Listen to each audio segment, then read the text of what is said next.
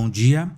Iniciando a apresentação do nosso projeto pela disciplina de Análise Visual de Dados, ministrada pelo professor Renato Novaes, no programa de pós-graduação em Engenharia de Sistemas e Produtos no Instituto Federal da Bahia. O nosso trabalho é intitulado como Uma análise visual de poluição sonora e perturbação do sossego na região metropolitana de Salvador. Nossa equipe é composta por Antônio Sobral, por mim, Lúcio Leandro e por Vitor Cerqueira.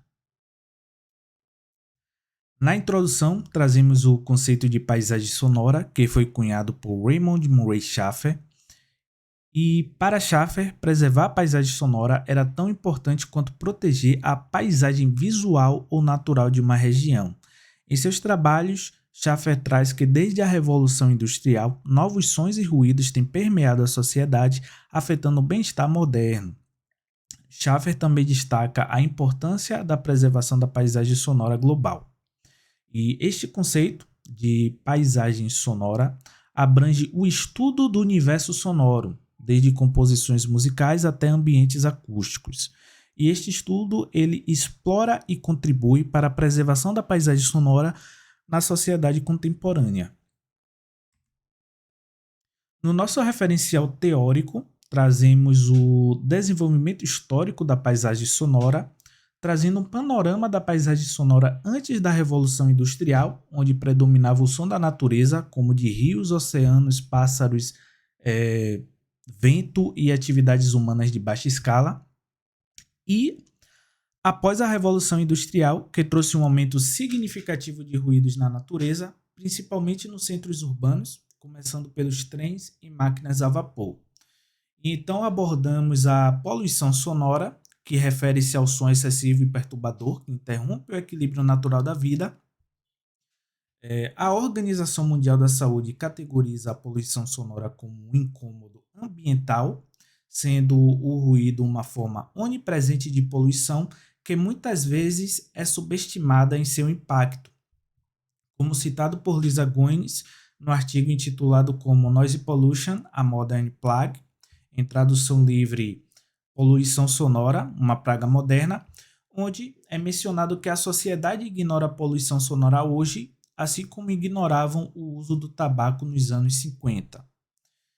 E então vemos os impactos que a poluição sonora pode trazer à saúde humana, sendo problemas cardiovasculares, qualidade de sono, problemas cognitivos em crianças, sendo as crianças mais vulneráveis à poluição sonora e até mesmo contribuindo com a obesidade.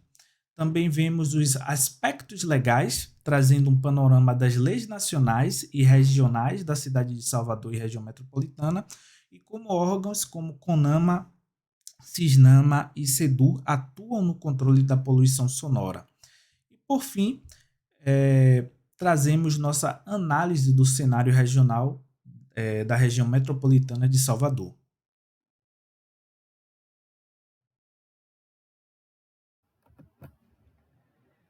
Olá pessoal, me chamo Vitor Cerqueira.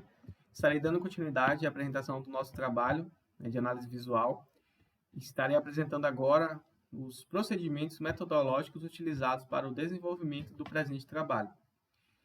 Nesses procedimentos, nossa primeira etapa foi a definição do escopo do trabalho, que basicamente foi entender qual seria nosso escopo de abrangência a ser analisado. Inicialmente, nós pensamos em fazer análise de todo o estado da Bahia, ou seja, obter as informações de poluição sonora e perturbação do sossego no contexto geral do estado da Bahia. E optamos por fazer uma análise mais direcionada na região metropolitana de Salvador, que são essas cidades aqui que estão destacadas aqui nesse mapa. Depois de ter feito essa definição, nós fizemos uma investigação, uma análise prévia, acessando cada um dos portais de cada uma dessas cidades, tentando identificar, obter os dados abertos. Infelizmente, nós não tivemos, em nenhum desses casos aí, não conseguimos localizar nenhuma fonte de dados que contivesse os dados de poluição sonora e perturbação de sossego. Então, em virtude disso, nós fizemos a solicitação de acesso à informação, utilizando como referência a LAI, que é a Lei de Acesso à Informação. e para cada um desses municípios. E aí nós fizemos uma planilha para acompanhar esse processo, né? Infelizmente, nós só tivemos retorno por parte da cidade de Lauro de Freitas, que foi a que nos enviou uma planilha contendo essas informações. As demais, nós não tivemos retorno ou eles negaram o pedido. E essas três últimas cidades aqui, nós nem sequer conseguimos fazer a solicitação, seja por alguma inconsistência no próprio sistema, portal da transparência, ou seja por não haver, né, não haver uma aba de fato para fazer essa solicitação. Então, depois de ter feito essa solicitação e tivemos o retorno lá por parte de Lauro de Freitas, nós iniciamos o processo de obtenção da geolocalização, tendo em vista que os dados eles não tinham essa informação e a nossa ideia inicial era fazer a visualização, né, de cada ocorrência no mapa. Então, nós tínhamos que fazer para cada registro obter essa informação utilizando um API do Google. Porém, nós tivemos o primeiro problema que nós nos deparamos, que foi o problema de alguns registros, nós não conseguimos encontrar a informação da geolocalização para alguns registros. Então, por conta disso, nós tivemos que buscar outros serviços concorrentes para conseguir obter essas informações. Também nós tivemos que fazer alguns tratamentos de informações, algumas limpezas, conversões, padronizações, com o objetivo de tornar a nossa base de dados mais homogênea possível.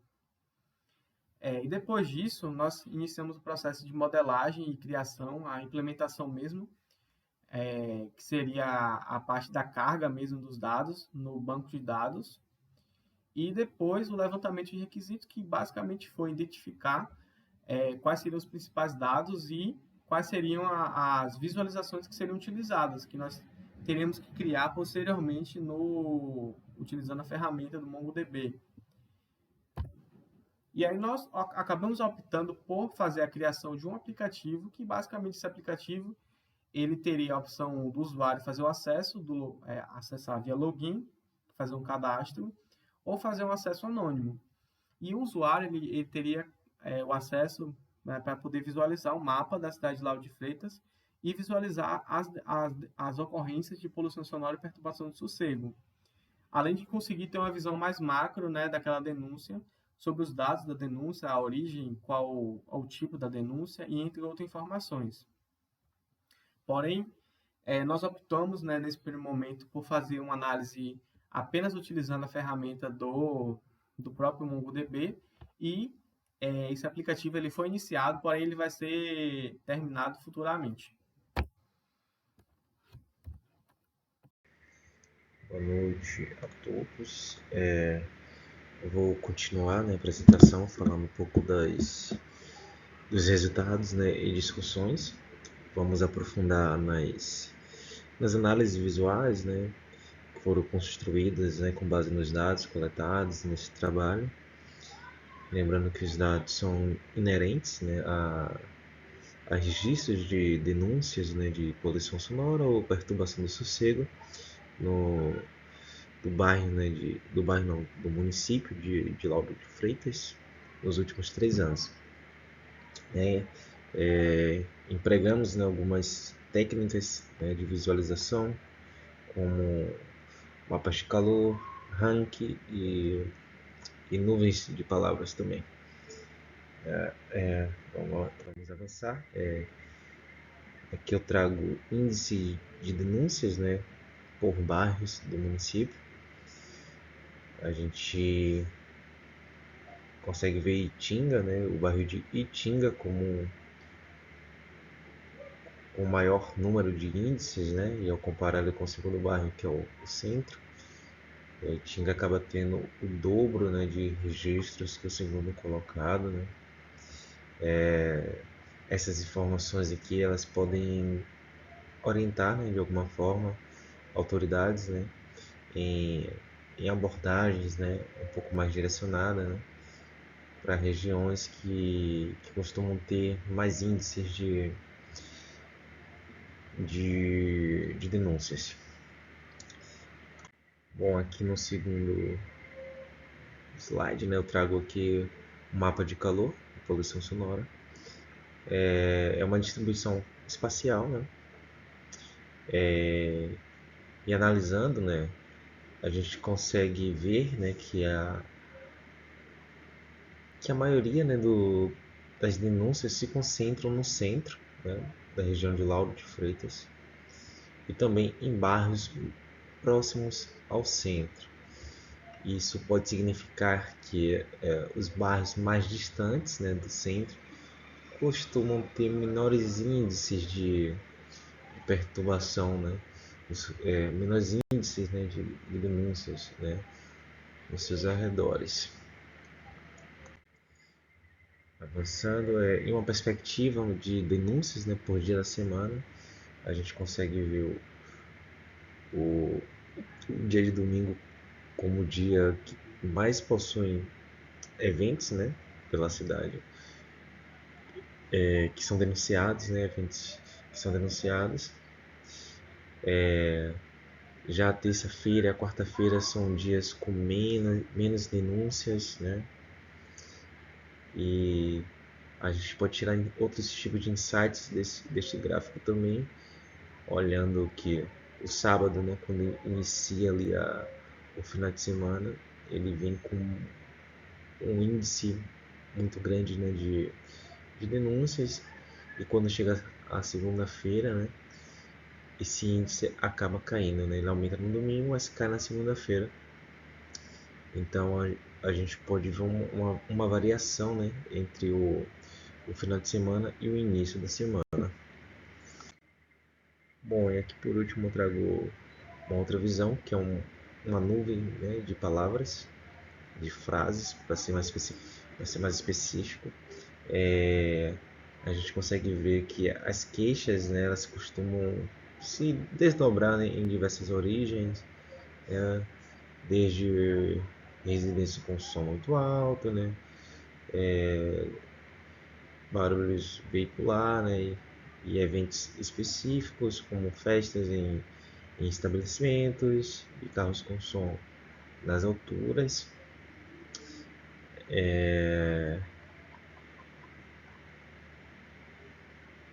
Avançando para o próximo slide, para concluir esta apresentação,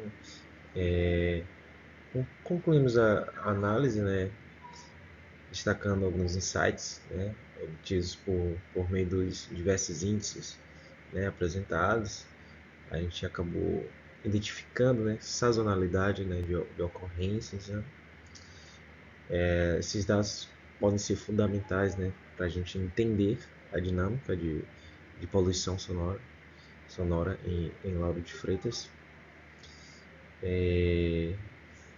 Essas informações ela não apenas descrevem a situação atual, mas também pode fornecer uma base para a gestão, né, e fiscalização. E também é importante, né, ressaltar que, embora o foco seja Lauro de Freitas, neste trabalho, né, a estruturação dos dados, né, que foi concebida ali na metodologia, ela permite a expansão espacial, né, deste trabalho para outras regiões, que pode incluir outros municípios da região metropolitana de Salvador, outros municípios de outros estados do Brasil e até de outros lugares do mundo, permitindo, assim, dessa forma, ir além, né, das fronteiras municipais, né. Podemos ter outros tipos de visões, né, que contemplem diferentes contextos geográficos e culturais, né. Podemos ter visões que contemplem regiões, né, do Brasil, estados, né, municípios dentro de algum estado específico, né. E para concluir, né, a gente enfatiza, né, a importância, né, da continuação deste estudo, né, para entendermos melhor a poluição sonora, né, na região de Lauro de Freitas ou outras regiões metropolitanas de Salvador. E concluo a nossa apresentação dessa forma. E muito obrigado. Aqui estão algumas referências.